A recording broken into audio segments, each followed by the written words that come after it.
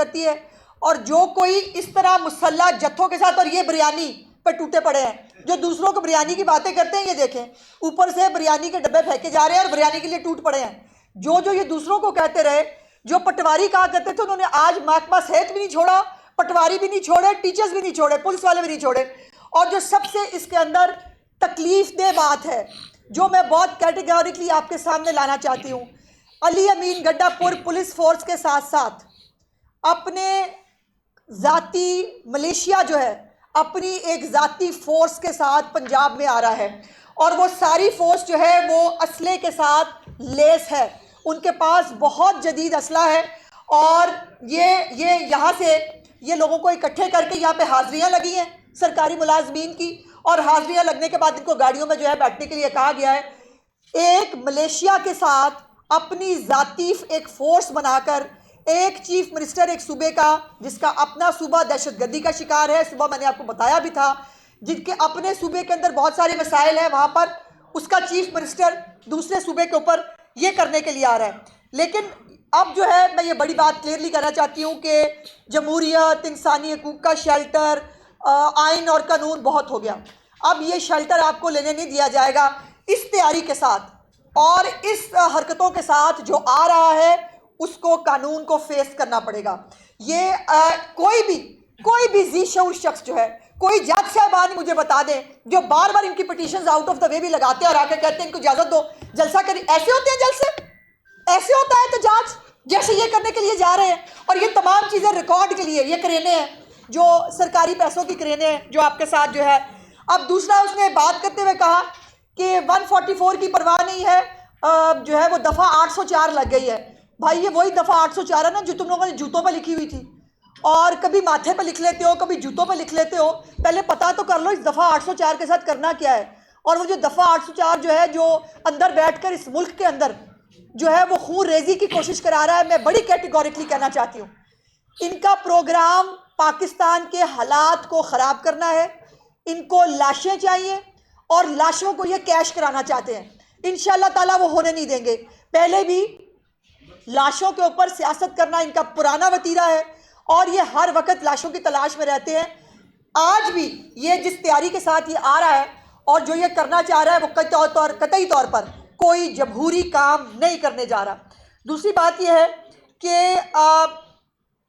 गंडापुर साहब जो है वो उनको गलत फहमी है कोई। वो अभी आपको कुछ अर्सा पहले आपको याद होगा कि वो इस्लामाबाद की सड़कों पर गंडापुरी शहद लेके घूम फिर रहे थे। तो मैंने पहले भी बताया था कि जो पंजाब पुलिस है ना, उनको इस तरह के लोगों का इलाज करना बहुत अच्छे से आता है। और वो इंशाल्लाह ताला अगर आपने जो आप दिखा रहे हैं, जो आप बता रहे हैं कि आप क्या करने के लिए आ रहे हैं, आपको सबक सिखाएंगे इंशाल्लाह और पंजाब पे चढ़ाई करने नहीं देंगे। मुझे अफसोस है, मुझे तकलीफ़ है खैबर पख्तूनख्वा की माओं के साथ, उनके वालिदैन के साथ। आपके बच्चों के हाथ में जो है, क्या आपके बच्चों के हाथों में लैपटॉप नहीं होनी चाहिए? क्या आपके बच्चों के हाथों में इलेक्ट्रिक बाइक्स नहीं होनी चाहिए? क्या आपके बच्चों को वज़ाइफ नहीं मिलने चाहिए जो पंजाब में वज़ीर आला मरीम नवाज़ दे रही हैं? आपके बच्चे क्यों जो है वो ख्वार हों इस सारी जो है वो हरकतों के लिए? आपके बच्चे क्यों ईंधन बने? इमरान खान के खुद के बच्चे जो है वो बाहर लंदन में बैठ के याशी कर रहे हैं। उनके बच्चे जो हैं वो क्लबों में जा रहे हैं, वो फिल्में देख रहे हैं, वो मौजें कर रहे हैं। और हमारे बच्चे जो हैं वो यहाँ पर ख्वार होने के लिए हैं, वो फितने का ईंधन बनने के लिए हैं। ये मैं अपने खैबर पख्तूनख्वा की माओ बहनों बेटियों से, उनके वालिदैन से, बच्चों के ये गुजारिश करना चाहती हूँ कि हमारे बच्चों के, खैबर पख्तूनख्वा के बच्चे भी हमारे बच्चे हैं, उनके मुकद्दर में डंडे सोटे पेट्रोल बम नहीं है। उनके उनके उनके मुकद्दर में भी जो है वो अगर मरीम नवाज़ जैसी कोई वज़ीर आला होती, उनके सूबे में भी तरक्की हो रही होती।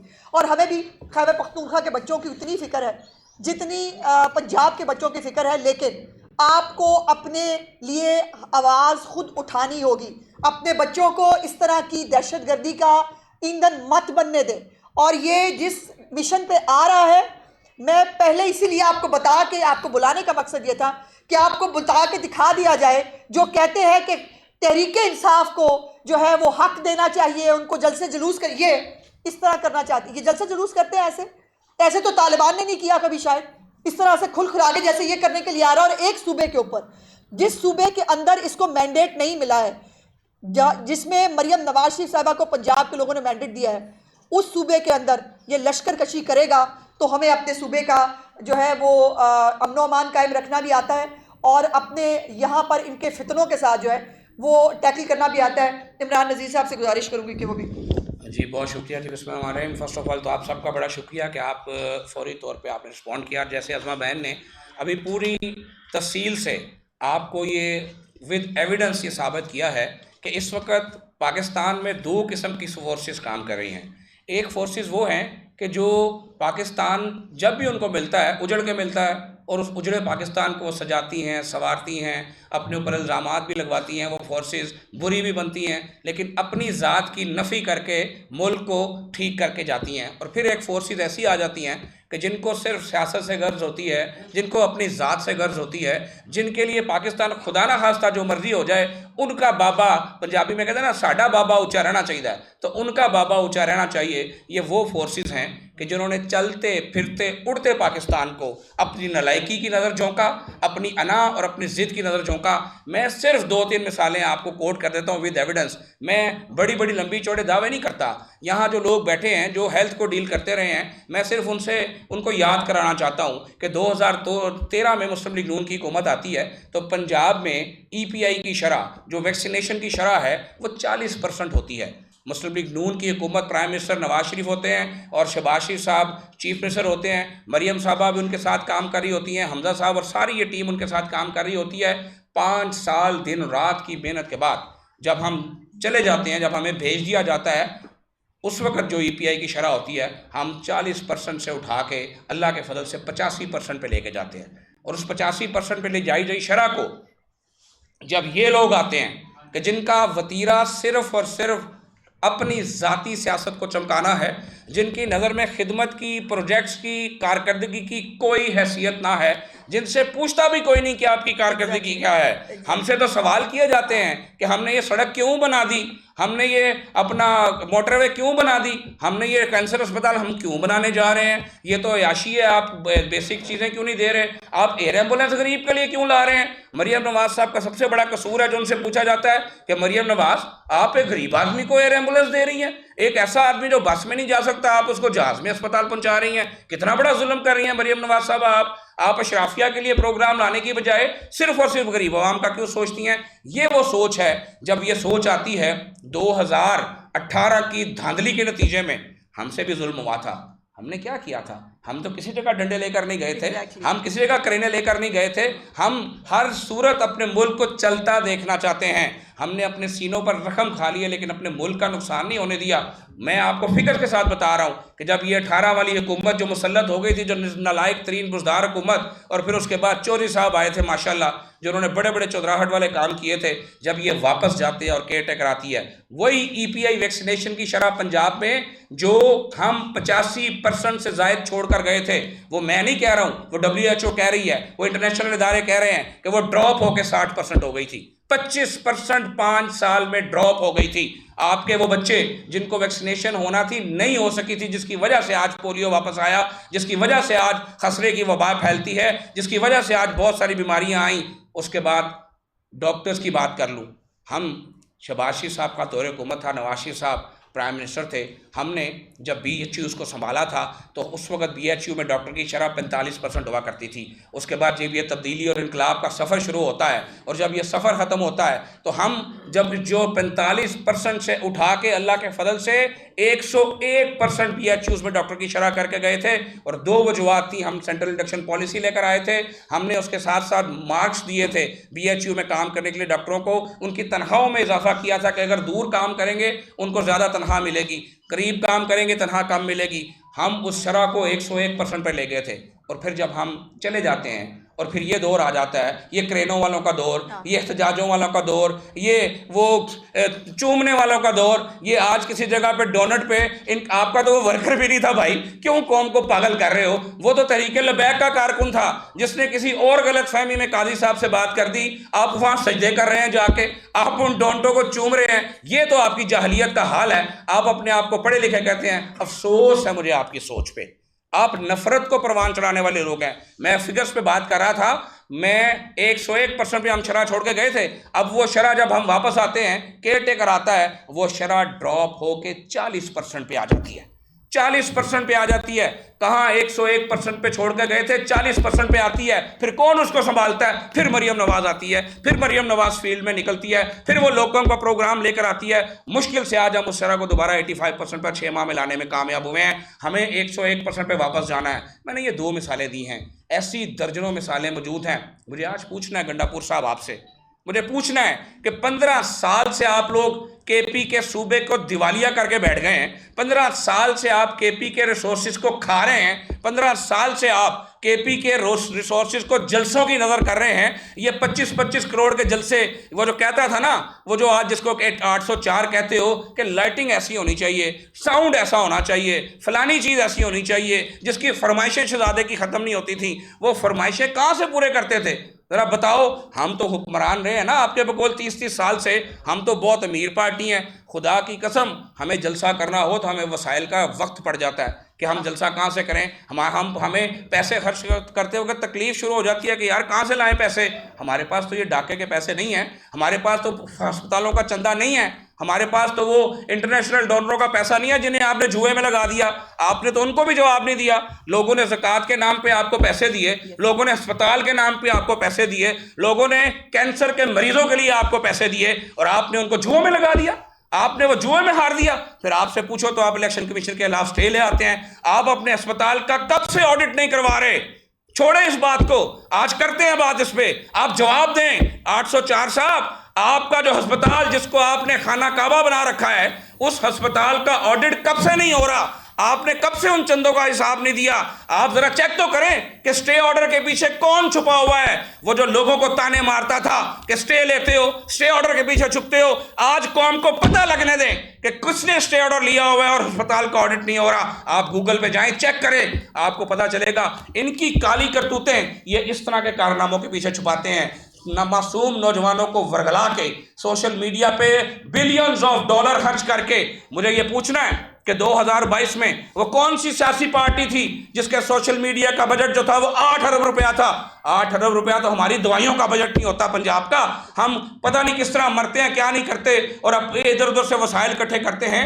आपके पास ये पैसा कहाँ से आ रहा है? आपको जवाब देना पड़ेगा। जब इलेक्शन कमीशन आपसे जवाब लेता है तो आपके सहूलतकार मैदान में आ जाते हैं। आपका दुनिया से अनोखे हैं कि आपसे सवाल पूछना गुनाह है। आज बताएं कौम को।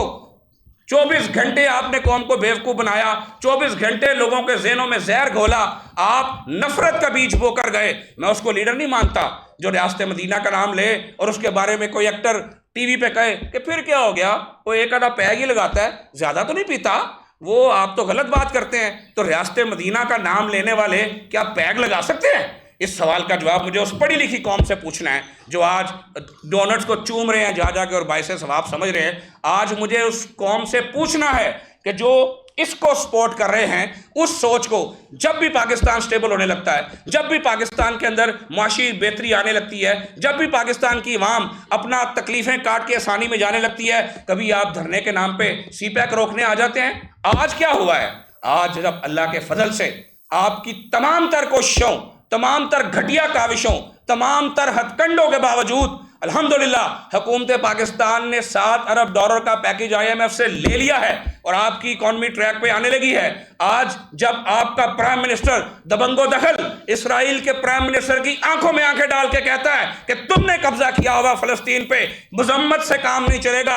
पूरी दुनिया को जो जोड़ता है कि उठो, इन बच्चों को, इन गजा के मासूम बच्चों की जानों का हिसाब मांगो, इन जख्मी फलस्तीनियों के जिनके दिल छलनी हैं, इनके जुल्म का इनसे हिसाब मांगो।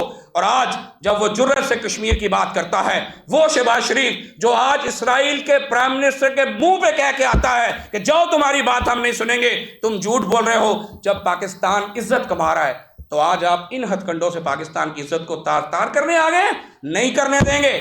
बहुत तमाशा लगा लिया आपने इस कौम के साथ, इस मुल्क के साथ। जब भी मुल्क चलने लगता है आपके एहतजाज आ जाते हैं, जब भी मुल्क की इकॉनमी ठीक होने लगती है आपके तमाशे शुरू हो जाते हैं। आप अपने तमाशे करते रहें, लेकिन खुदारा इस मुल्क को चलने दें।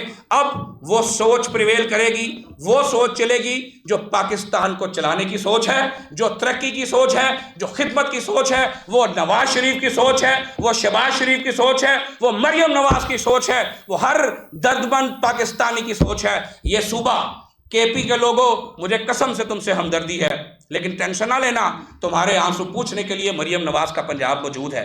तुम्हारे बच्चों के इलाज के लिए आओ, बिस्मिल्लाह मरियम नवाज का पंजाब मौजूद है। तुम्हारे अस्पताल नहीं चलते, हम तुम्हें सीने से लगाने के लिए तैयार है। लेकिन तुमसे अपील है मेरी, अपनी केपी की माओं से, बहनों से, बेटों से, कि पूछो इन डाकुओं से कि आपका अच्छा भला सूबा कंगाल क्यों हो गया। आपके 15 साल के उस सूबे के हुक्मरानों ने कितने अस्पताल बनाकर दिए आपको, कितनी डिस्पेंसरियां बना के दी आपको, कितनी यूनिवर्सिटियां बना के दी आपको, क्या करके दिखाया।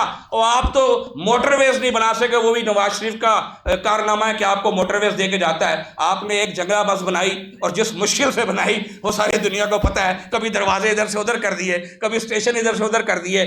आपने बदतरीन कारकर्दगी का नमूना पेश किया। और मुझे पूछना, आज कैदी नंबर 804 के फॉलोअर्स जो हैं आपसे, उनसे स्पेशली ये जो है आपकी, आप जब पंजाब के लोगों का मैंडेट छीन छान के आ भी जाते हैं तो आप हमें बुजदार देते हैं।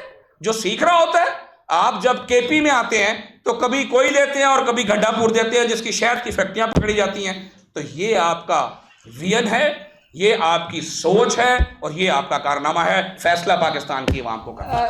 एंड पे ये ज़रा, मैं अभी तक पिंडी की ये सूरत हाल है, अब से 5-7 मिनट पहले की ये पिंडी है जी, जहाँ पर जो है फसाद बर्पा करने का प्रोग्राम है। पिंडी में पूरी तरह ज़िंदगी अपने मामूल पे है। कहीं पर कोई बंदा जो है आपको जुलूस निकालता हुआ, कहीं पर इस फसाद में शामिल होता हुआ नज़र नहीं आ रहा। ये लोग अपने अपने काम काजों पर जा रहे हैं। सिर्फ इंतज़ार है केपीके से आने वाले फसाद का, और उन लोगों का जिनको इस दफ़ा पता नहीं 5,000 दे के लाना है कि 10,000 दे के लाना है। ये पिंडी की तमाम सड़कों के ऊपर ये हालात हैं। और ये 5 मिनट पहले की फुटेज है जो मैं आपके साथ शेयर कर रही हूँ। कहीं पर भी पिंडी के अंदर जो है वो कोई पिंडी के अपने लोग, पंजाब के कोई अपने लोग आपको सड़क पे नज़र नहीं आएंगे। यही अल्हम्दुलिल्लाह पिछली दफ़ा भी हुआ था कि पंजाब ने इस फसाद और फितना की सियासत को पिछले जलसे में भी रिजेक्ट किया था। और आज भी पिंडी के अंदर कोई पिंडी का शहरी जो है वो इंटरेस्टेड नहीं है, या पंजाब से आपको कहीं पर कोई काफिला जाता हुआ पिंडी या कहीं पर कोई शामिल होता हुआ नजर नहीं आएगा। सिर्फ इंतजार है कि गंडापुर अपना फसाद ग्रुप लेके आए और आकर यहाँ हालात ख़राब करे। पिंडी जो है वो अल्हम्दुलिल्लाह पुरसुकून है इस वक्त। पिंडी के अंदर कोई भी कहीं पर भी आपको कुछ भी नजर नहीं आएगा। बारी बारी बारी बारी वज़ीर आज़म साहब ने बड़ा दबंग खिताब किया अक़वाम मुत्तहिदा में। बहुत ज़बरदस्त उन्होंने मसला उठाया है फ़लस्तीन का भी और कश्मीर का भी।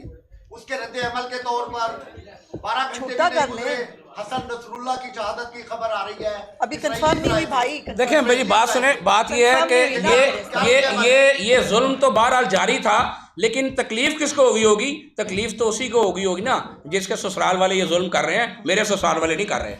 मैडम, एक तो केपीके में सफारतकारों पर हमला भी होता है, फिर अब मुताबिक बार जो वज़ीर केपीके हैं उन्होंने पंजाब पर चढ़ाई की है। तो क्या आप समझती हैं कि जिस तरह के हालात बन गए हैं कि वफाक जो है वो केपीके को टेक ओवर करे, और ये जिस तरह की हरकतें यहाँ पर पंजाब की तरफ बार बार आके, कभी शेलिंग, कभी कंटेनर्स, कभी वो बसें, तो क्या कहेंगे आप? देखिए मेरी गुजारिश ये है कि ये जो फसाद होता है ना, फसाद बर्पा करने वाले ग्रुप्स या इस किस्म के दहशतगर्द ग्रुप्स, इनके खिलाफ रियासत की एक आवाज़ की पॉलिसी होनी चाहिए। उसमें मैं क्या कहती हूँ, इमरान क्या कहता है, आपका कहता है, मैटर नहीं करता। हम सबको वंस फॉर ऑल फैसला करना चाहिए कि केपीके जो दहशतगर्दी का शिकार है, केपीके जो मकरूज सूबा है, केपीके जहाँ के लोग रुल रहे हैं, केपीके लोग आज भी डोलियों के ऊपर लटक के जो है वो दरिया पार करते हैं, केपीके के लोगों के लिए आज भी बुनियादी सहूलतें नहीं हैं। उनको क्या, उनके जो थोड़ा बहुत उनके पास जो उनको मिल रहा है वफाक से, वो इस तरह खर्च होना चाहिए? ये इस तरह से बार बार यलगार करने पे खर्च होना चाहिए? और एक ऐसे करप्ट और घटिया करैक्टर के मालिक उस फितना फसाद जो अडियाला में इस वक्त बैठा है उसकी सियासत की नज़र होना चाहिए। और इसके लिए फ़ैसला रियासत को मेरा ख्याल है कि बहुत जल्द कर लेना चाहिए तो बेहतर होगा। अदरवाइज़ मुझे खैबर पख्तूनख्वा जो है वो जलता हुआ, परेशान और तकलीफ़ में नज़र आ रहा है, जो हम बर्दाश्त नहीं कर सकते। क्या उसका कोई पंजाब हुकूमत के पास कानूनी इलाज नहीं है, या वो जो शहद ये फिरते हैं वही उनका इलाज है? देखें, बात यह है कि हमारी लीडरशिप का शायद ये कसूर है कि वो आला ज़र्फ़ की मालिक है, और उन्होंने हमेशा दुश्मन को भी ओए करके बात नहीं की। और दूसरी तरफ जिस ज़र्फ़ से हमारा मुकाबला है वो ऐसा ज़र्फ़ है कि वो कहते हैं कि हम नहीं है तो खुदा ना खास्ता पाकिस्तान पे एटम बम गिर जाए। और हमारी लीडरशिप वो है जो कहती है कि हम पे जो मर्ज़ी जुल्म हो जाए, मेरा मुल्क चलना चाहिए। कानून मौजूद है, और मैं आपको बताता चलूँ कि वो ये मत समझें कि वो आएंगे यहाँ हमारे एहलकारों को जो है वो गन्ने दिखाएंगे, ज़दोकोब करेंगे, एसपीज़ को मारने की कोशिश करेंगे, तो हम हर वक्त उनका लिहाज करते रहेंगे। हर चीज़ की एक लिमिट होती है और लिमिट अब क्रॉस हो चुकी है। मैं आपको बड़े वसूख से कह रहा हूँ कि ये चाहते ही यही हैं कि दो सूबों को आपस में लड़वा दिया जाए। इनकी असल जो गंदी ज़हनियत है कि वो तासुब को प्रमोट करके, मैंने आपको पिछली दफ़ा भी जब आपसे गुफ्तगू हुई थी मैंने आपको बताया था कि वहाँ के लोगों के जहन में ये डाला गया कि भाई हम चूँकि पठान हैं तो पठान, देखें हम तो खान साहब कह के बुलाते हैं ना हर पठान को, हमारे लिए तो सारे दोस्त केपी के मोहतरम हैं, हम तो साहब के अलावा बात नहीं करते, तो हम आला ज़रफ़ लोग हैं। हम इसलिए इनको बर्दाश्त कर रहे थे और अब तक बर्दाश्त किया है कि हम दो सूबों के दरमियान लड़ाई जो ये चाहते हैं वो नहीं होने देना चाहते। लेकिन इंशाल्लाह हम इनको एक्सपोज करेंगे जिस तरह ये एक्सपोज हो रहे हैं, ये खुद एक्सपोज हो रहे हैं और ये वक्त दूर नहीं है कि अब जो केपी के लोग हैं ये यहाँ एहतजाज करने के आ रहे हैं। अनकरीब अब केपी के लोग इनका घेराव करेंगे इंशाल्लाह और जब पूछेंगे कि मेरे वसाइल कहाँ जा रहे हैं, वो जो पैसा मुझ पे लगना था, मेरे बच्चे की तालीम पे लगना था, मेरे बच्चे की सेहत पे लगना था, जिससे स्कूल कॉलेज यूनिवर्सिटी बननी थी, वो इन क्रेनों के किराए पे क्यों दिया जा रहा है, वो इन लोगों की ट्रांसपोर्टेशन पे एहतजाज के लिए क्यों दिया जा रहा है, वो सरकारी पैसा जो केपी के अवाम का बुनियादी हक था वो इन तमाशों की नज़र क्यों किया जा रहा है। वक्त आने वाला है और हिसाब होके रहेगा इंशाल्लाह। मैडम ये बताइएगा कि आपने अभी बात की है कि सहूलतकारी, साहब ने इसकी बात की है, माजी के अंदर भी सहूलतकारी की बड़ी हमें बातें सुनाई दी, आजकल भी वही चल रहा है। कौन है इनका सहूलतकार, उनके नाम बताएं। हर जगह पे हैं और उनको जो है वो आइन और कानून सिर्फ पीटीआई के लिए नज़र आता है, बुनियादी हकूक भी सिर्फ पीटीआई के दहशतगर्दों के हैं और जो है वो सहूलतें भी सिर्फ पीटीआई के दहशतगर्दों को मिलनी चाहिए और सरेंडर भी जो है वो रियासत को पीटीआई के दहशतगर्दों के सामने करना चाहिए। ये नहीं होगा अगर जो चंद लोग हैं जो मुख्तलिफ इदारों में हर जगह पे मौजूद हैं, शायद अगर ये उनका कोई एजेंडा या प्लानिंग है तो वो चंद है।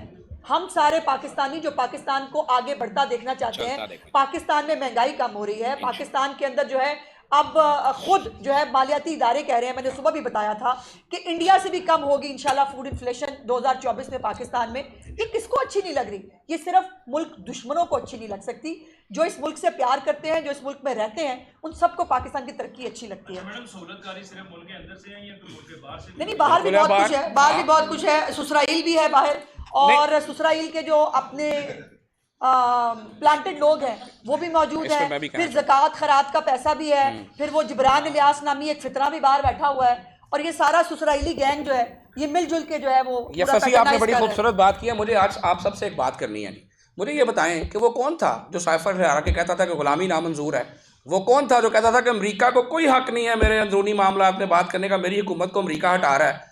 ये वही था ना जो आज कैदी नंबर 804 है, जो आज चीख चीख के कहता है इंशाल्लाह ट्रंप को आने दो, देखो क्या बनता है, जो चीख चीख के कह रहा है, जिसके लिए अमेरिकन कांग्रेस करारदादे पास करती फिरती है। जुल्फ़िकार अली भुट्टो इस मुल्क में हैंग हो गए थे, क्या उनके लिए किसी अमेरिकन कांग्रेस के रुकन ने बात की थी? मुझे बताएं यहाँ कौन कौन से हुक्मरान नहीं गुजरे।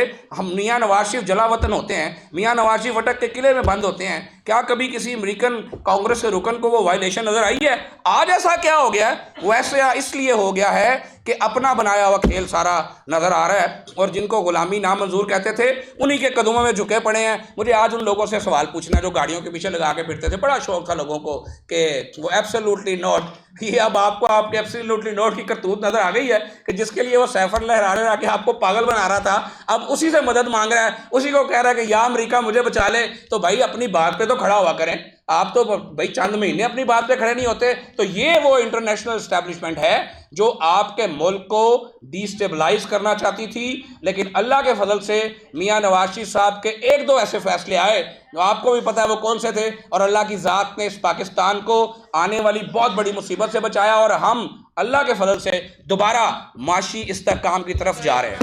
5 अक्टूबर को मतलब फिर एक एफर्ट की जा रही है कि हमारे पाकिस्तान पर कोई एक्टिविटी करने जा रहे हैं। अब अगर मामला कोर्ट पे जाता है और फिर कोर्ट भी इजाजत देती है जैसे कि काना वाले जलसे में, तो क्या पंजाब हुकूमत chief justice Lahore high court को कोई रिटर्न देगी कि इंसानी हकूक सिर्फ इन्हीं के हैं जो आप बात भी कर रहे हैं? देखिए ये जो कुछ इन्होंने किया है, इजाज़तें जब मिली हैं, मेरी तो बिल्कुल ये सजेशन होगी कि वो 25 मई का वो जब इनको मिला था कि जिनको जलसे की इजाज़त दे दें सुप्रीम कोर्ट से, और वहाँ से जो है वो फिर इन्होंने पूरे इस्लामाबाद के अंदर घुस के आग लगाई थी पूरे इस्लामाबाद को, और इनकी पूरी जो हिस्ट्री है ना वो इस दफ़ा जज साहबान के सामने रख दी जाए और उनसे गुजारिश की जाए कि जनाब ये आपका भी सूबा है, ये आपका भी मुल्क है। ये जो लोग जो इनकी सियासत की भेंट चल रहे हैं, इनके भी कोई बुनियादी हकूक़ हैं, इनके लिए भी जो है वो आपको सोचना चाहिए, या सिर्फ जो है वो फैसिलिटी सिर्फ इनके लिए हो सकती हैं। तो हम अदालत के सामने दोबारा गुजारिश करेंगे और इनकी जो असल चेहरा है, जो ये AK-47 लहरा के पंजाब में आके जो है वो बट मार के शीशे तोड़ता है और पुलिस वालों को इनके लोग मारते हैं और बदतमीज़ी करते हैं, वो सब हम रखेंगे। उसके बाद हम तो कानून के जो है ना वो सरेंडर करने वाले लोग हैं, हमें जो हुक्म फरमाया जाएगा हम फिर वो करेंगे। लेकिन अगर लगता है हमारे जज साहबान को कि मुल्क में आग लगाना और लाहौर को जो है वो दहशतगर्दों के रहमो करम पे छोड़ना कानून की हुक्मरानी है तो कर ले। मैडम आपने बात की है AK-47 के हवाले से, लेकिन अभी शौकत बसरा साहब ने जो बयान जारी किया उसमें उन्होंने कहा कि ये बड़ा पुरअमन एहतजाज है और हुकूमत वो इस काबिल नहीं है कि उसकी वो बात का जवाब दिया जाए। वो कौन है, कौन सी पार्टी के हैं, पता नहीं, 6-8 माह बाद पार्टी बदल लेते हैं। एक दूसरे सूबे का वज़ीर आला जंगार कर रहा है दूसरे सूबे पर, इस वक्त आपकी हुकूमत क्या इक़दाम करने जा रही है? या इसको ऐसे कर लें कि एक सूबे के वज़ीर आला को दूसरे सूबे की पुलिस गिरफ्तार कर सकती है, कानून आइन क्या कहता है? सिर्फ एक जवाब है, उनको वैसे थोड़ी सी शर्म करनी चाहिए। कोई ख्वाजा आसिफ का बोल, कोई शर्म, कोई हया नहीं। देखिए कानून जो है वो किसी चीफ मिनिस्टर को जो है वो बट मार के चीजें तोड़ने की और दहशतगर्दी करने की इजाजत नहीं या है। पुलिस मुकाबले करने की। दहशतगर्द अगर CM के चोगे में भी होगा तो उसके ऊपर भी उतनी ही सख्ती होनी चाहिए।